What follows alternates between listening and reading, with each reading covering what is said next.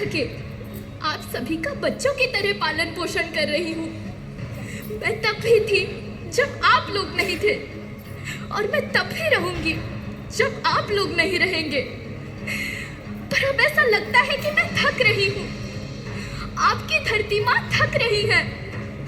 रसायनों का छिड़काव, रासायनिक खाद और इन सब के कारण पानी एवं हवा में जहरीलापन, यही कारण है कि मैं थक रही हूँ।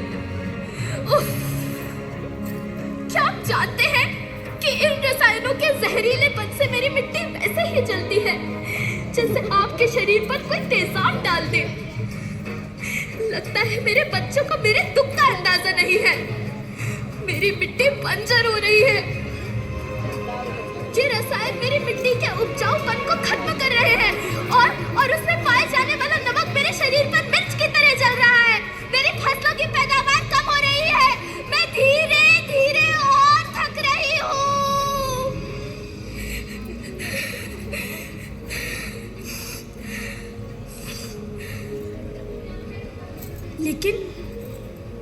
लेकिन अब मुझे याद आता है कि पहले मैं बहुत सुंदर थी, बहुत प्रसन्न थी, हमेशा हंसती थी। मुझे अब भी याद है।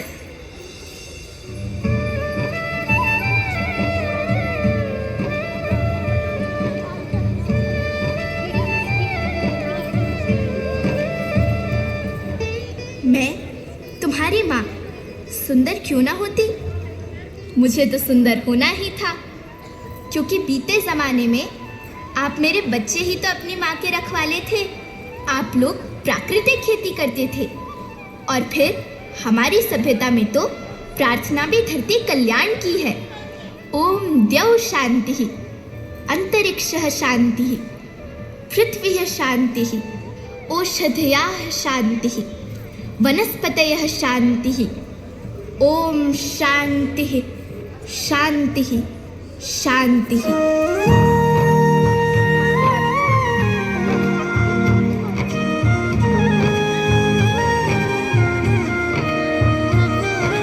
नदियाँ जंगल झरने पर्वत रखना इन्हें संवार के, इनको रौंदा तुम न बचोगे धरती कहे पुकार के।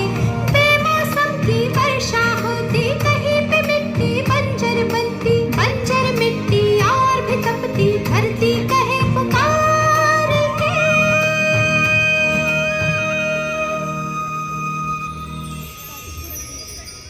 हजारों साल से मनुष्य धरती की गोद में रहता आया है, लेकिन आज मैं आपसे पूछती हूँ कि आपने इसके बदले धरती माँ को क्या दिया?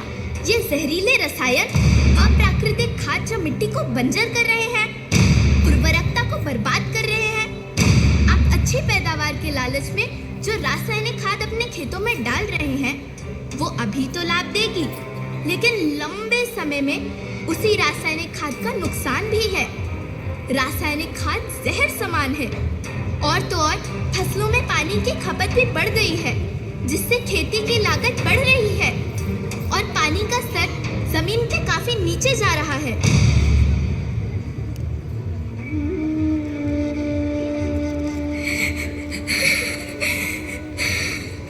बच्चों, मैं तुम्हारी माँ हूँ।